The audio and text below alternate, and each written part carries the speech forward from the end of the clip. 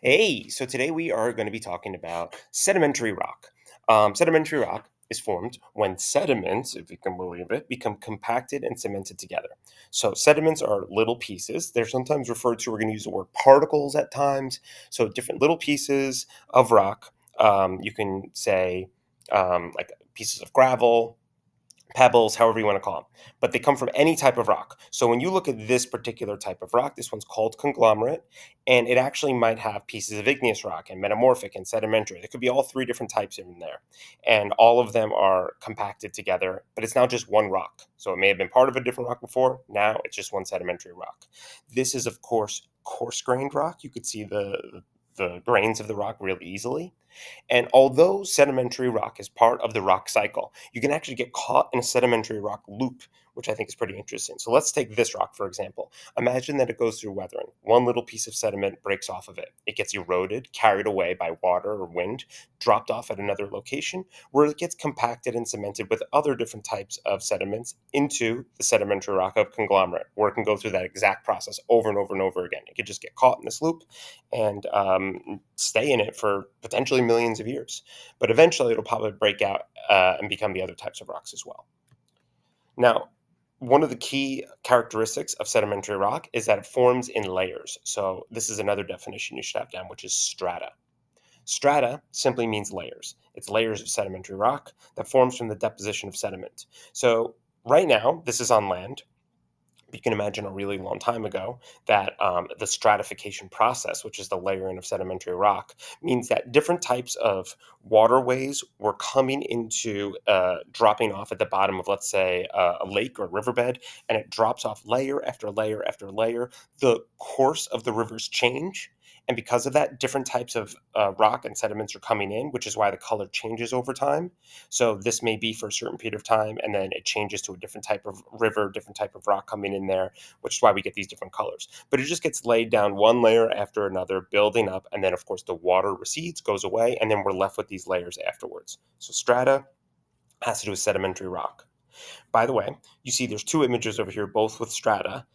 A lot of times they will try to put a person in front of it because it gives you a sense of scale. Without it, it's hard to know. Is this 5 feet tall? Is it 5 inches tall? It's not very clear in this image on the right, but it's a lot more clear on the left about you can estimate how big it is. So here's an example of strata in the ocean. And here's an example of strata that I found when walking around on one of the beaches in Montauk. So of course I had to take a picture of myself for scale in front of it. And you could see, mostly the same type of rock, but all of a sudden we have a slightly different layers of rock over there. Now, one of the key things to understand is the principle of superposition. So, a principle just means a rule. Sometimes it's called the law of superposition, too. And it means that when you get strata and sedimentary rock, the youngest of the rocks is always going to be on top, and the oldest is always going to be at the bottom. So, the oldest that you can see here out of all these rock layers, the very bottom layer is the oldest, and it gradually gets younger as we get up closer to the top. So, I want you to write this down into your notes. See if you can come up with your own reasoning why. But we just explained what it is, the law of superposition, right? In the strata or the layers of sedimentary rock, oldest rocks will always be at the bottom, the youngest rocks will be at the top. So why do you think it works that way? Pause it, take a guess, write it down, unpause. The reason is, think about if you were to build a house. You would not start building the roof of the house first and then build the foundation afterwards. You have to start with the foundation and build on top of that. That's just simply the way that gravity works. So over here, you have to lay down this bottom layer first and then build on top of it. It's not like you can, like an old school cartoon, lift up this rock and start inserting rocks underneath it. That's not how it works. So you have to start with the oldest at the bottom and then build on top of it. If you look over here, this is clearly a sedimentary rock formation. It's kind of interesting because you may not realize that they're all so different from each other. But over here, you see that this is the limestone at the top, a different formation of rocks over here, some sandstone, shale rock under there, and then a grouping of different rocks.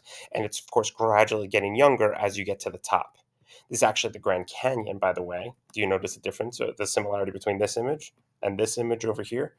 I took this photo, and of course, I took this photo too. I had to pose in front of it. But I recently went to the Grand Canyon and saw this exact formation that I was showing in my notes for years, and I got excited, so I had to take a quick picture. Let's talk about the different types of sedimentary rocks. The first one we're going to talk about is called chemical sedimentary rock. So, how is this rock made? I told you that these rocks form in layers, but this particular one has to do with water as well. So, the chemical in chemical sedimentary we're talking about is water. The chemical notation of that is H2O. So, think of that. It's a solution, which is basically a mixture here of minerals and water. So, right here we have water that's full of minerals. All the minerals will gradually build up over time, and if no new water gets added to it, the water will evaporate. So after the water fully evaporates, then all of the minerals that were left behind form into crystals. Now the way to imagine it would be over here. So let's say that a bunch of salt is in a stream, and the stream deposits the salt in here.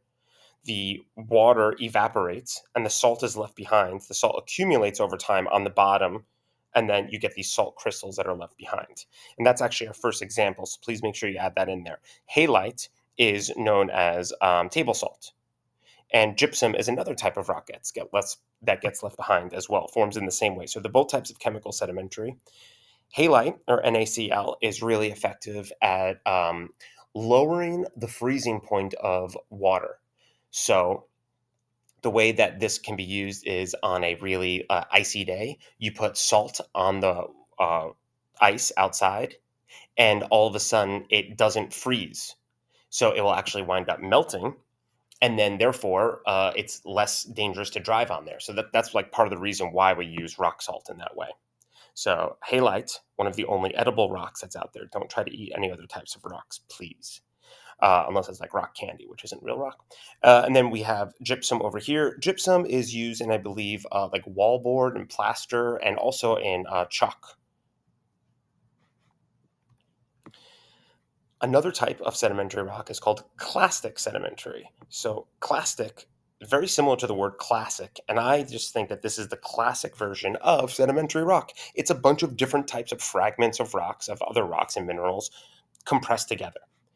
Here it is. You can see it forming in layers over here. Essentially, this type, shale, which is what we're looking at the example over here, is just like mud.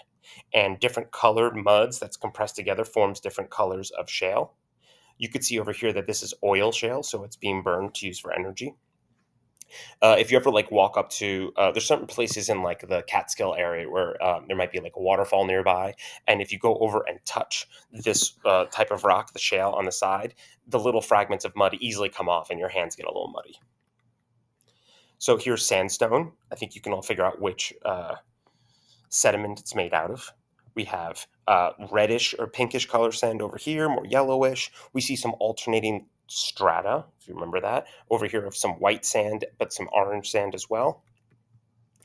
And this video kind of talks about how most beaches around the world have very similar types of sand. Most sand's kind of like this, but there are some exceptions to that. In this beach over here, so a rocky beach, it hasn't fully eroded away into sand.